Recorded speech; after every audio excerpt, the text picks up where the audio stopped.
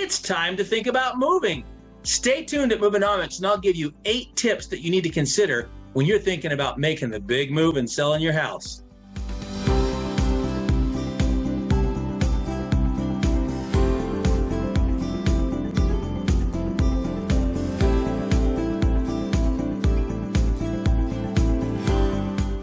Hello and welcome to Moveonomics. I'm Peter Fife with Coldwell Banker Northland in beautiful Prescott, Arizona, where Prescott is everybody's hometown. Let's make it your hometown too. Or if you're in the situation where you need to leave our beautiful city, then give me a call. Let's talk about that today. So what do you need to know about moving? First of all, 2025, nobody knows the future. Let me look at my crystal ball.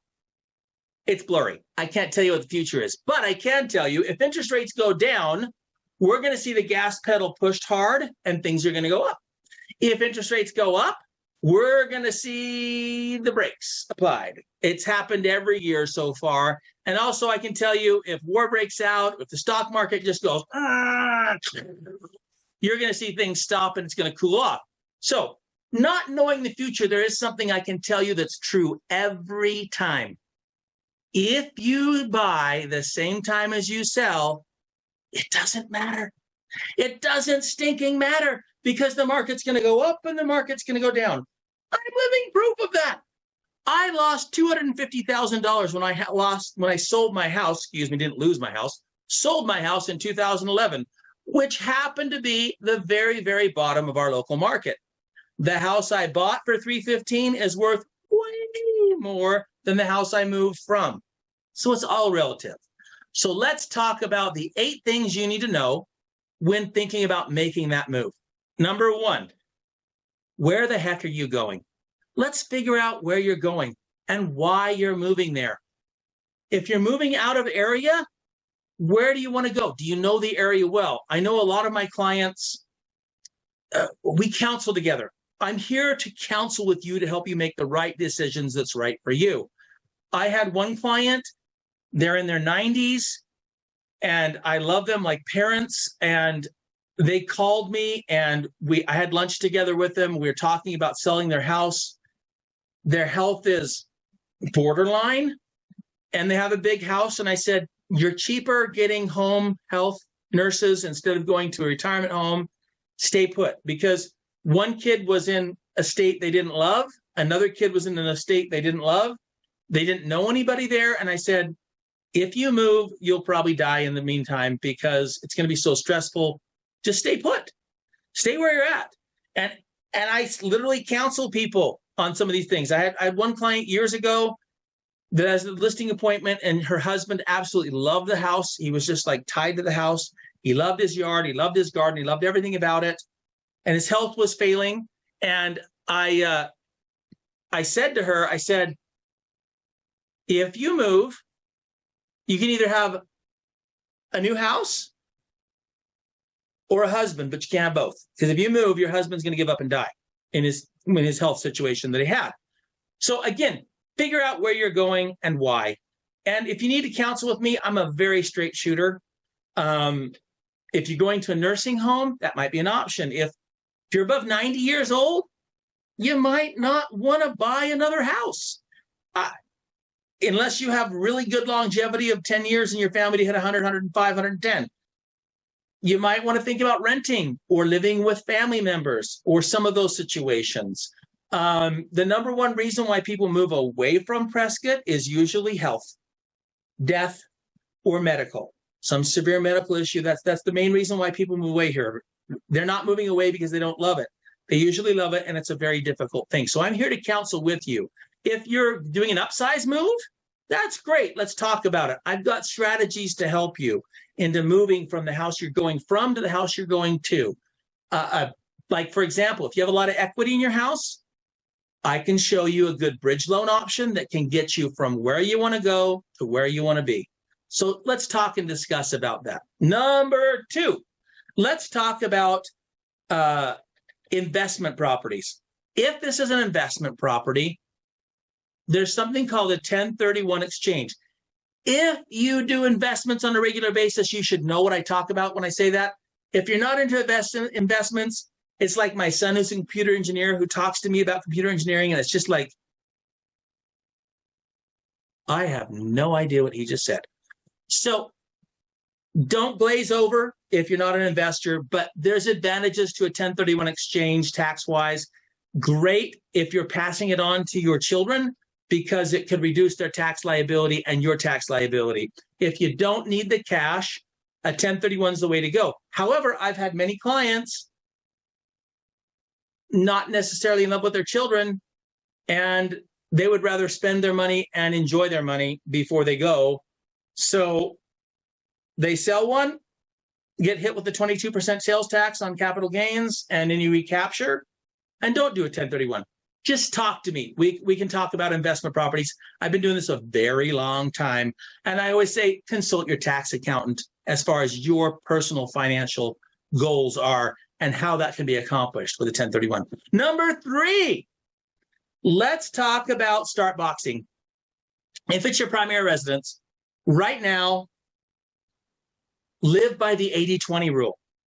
You use 80% of your things only 20% of the time. How many shoes do you stinking have in the closet?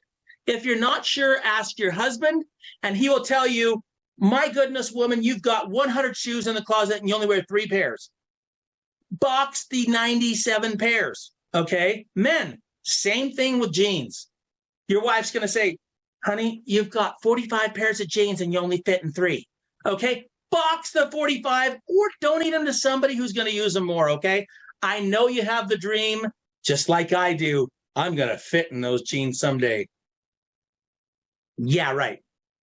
And I got a bridge to sell you in Brooklyn, but that's okay. So box what you're not using. If you haven't touched it in 3 years, there's somebody at your local thrift store who would love to wear those jeans, and you could help somebody else. So start boxing right now. Okay, number 4, a dirty little trick on real estate that can help a house look nice and pretty without painting the entire house.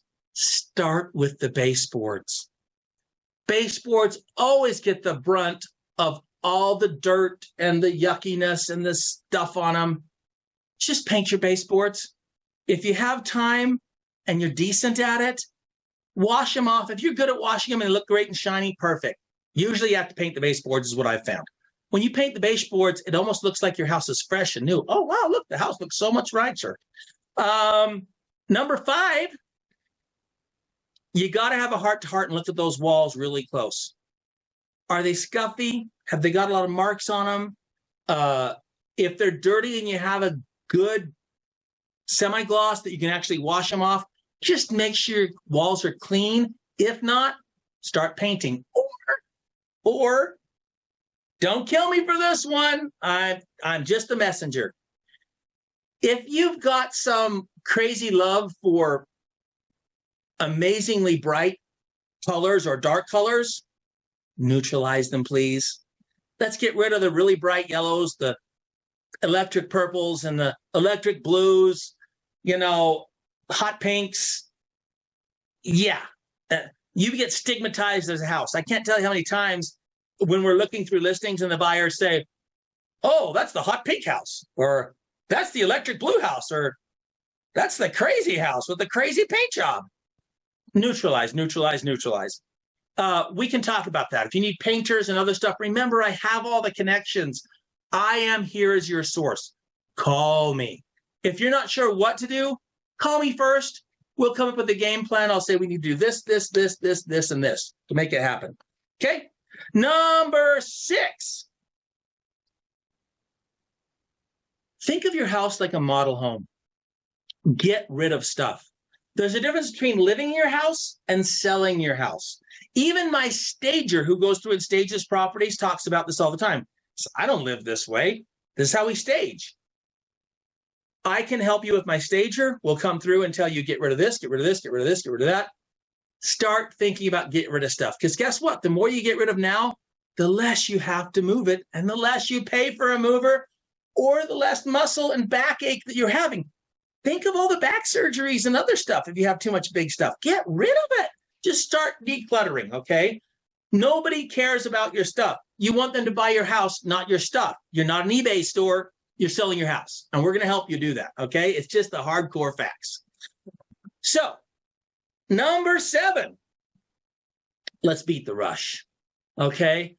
I found in 29 years here in my Prescott market, sometimes the best time to sell a house is anywhere between the middle of January to the end of March.